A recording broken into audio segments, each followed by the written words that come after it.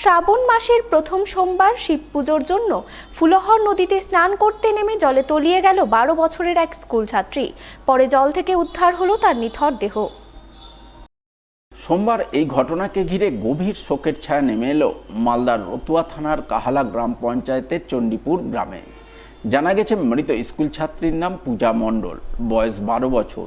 পরিবার সূত্রে খবর, সোমবার শ্রাবণ মাসের প্রথম সোমবার উপলক্ষে পূজা শিব পুজো করার জন্য তার বান্ধবীদের সঙ্গে বাড়ি থেকে প্রায় 2.5 কিলোমিটার দূরে ফুলহর নদীতে স্নান করতে যায়। কিন্তু নদীতে নামা মাত্রই পূজা গভীর জলে পড়ে নদীতে তলিয়ে যায় বলে খবর। পরে স্থানীয়রা খোঁজাখুঁজি করে জল থেকেই তার নিথর দেহ উদ্ধার করেন। সঙ্গে সঙ্গে তাকে নিয়ে যান রতুয়া গ্রামীণ হাসপাতালে, কিন্তু চিকিৎসক মৃত বলে ঘোষণা করেন। স্বভাবতই কান্নায় ভেঙে পড়েন পরিবারবর্গ। গভীর শোকের ছায়া নেমে আসে গোটা এলাকায়। সকালবেলা উঠেন সবার সঙ্গে ওর মা চান করতে পাঠালো, আর আমরা খবর পেলাম যে আর মেয়েটা খুঁজে মিলছে না। গঙ্গা নদীতে,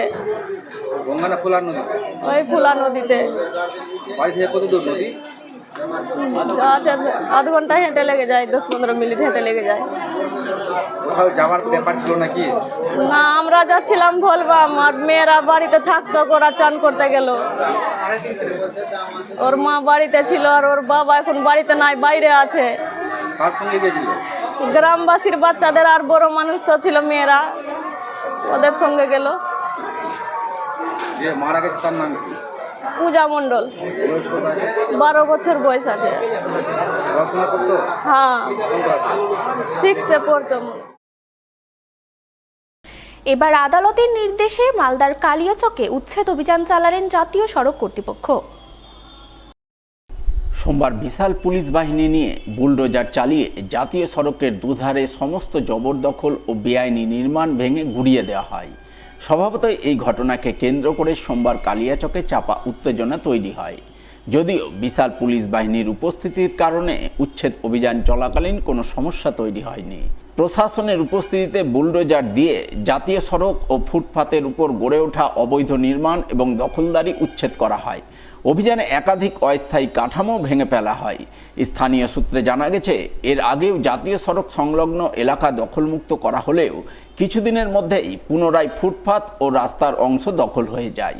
সেই পরিস্থিতি রুখতে এবং আদালতের নির্দেশ কার্যকর করতে এদিন প্রশাসন ও জাতীয় সড়ক কর্তৃপক্ষ যৌথভাবে এই অভিযান চালায়। আর এই অভিযান নিয়ে ক্ষোভ প্রকাশ করেছেন বেশ কয়েকজন ক্ষুদ্র ব্যবসায়ী। তাদের দাবি, দীর্ঘদিন ধরে ফুটপাতে ব্যবসা করে বহু পরিবার জীবিকা নির্বাহ করে আসছেন। পুনর্বাসনের ব্যবস্থা না করে উচ্ছেদ অভিযান চালানোয় তারা সমস্যায় পড়েছেন। অন্যদিকে প্রশাসনের দাবি, জাতীয় সড়কের নিরাপত্তা নিশ্চিত করা, যান চলাচল স্বাভাবিক রাখা এবং আদালতের নির্দেশ কার্যকর করতেই এই উচ্ছেদ অভিযান পরিচালনা করা হয়েছে। প্রশাসনের পক্ষ থেকে জানানো হয়েছে, ভবিষ্যতেও যাতে জাতীয় সড়ক ও ফুটপাত পুনরায় দখল না হয় সেই বিষয়ে নিয়মিত নজরদারি চালানো হবে। आज ये इंक्रोचमेंट रिमूवल का काम कॉलेज मोड़ से लेके बालियाडांगा तक चलेगा। इसका नोटिस हमने NHAI के थ्रू सभी को दिलवा दिया था।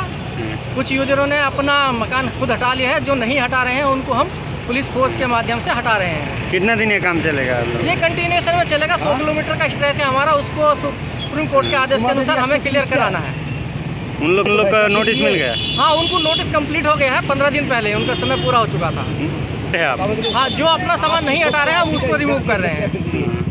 खाली हुआ सर? हाँ, आज चौरंगी से लेके बालियाडांगा तक जाएगा ये।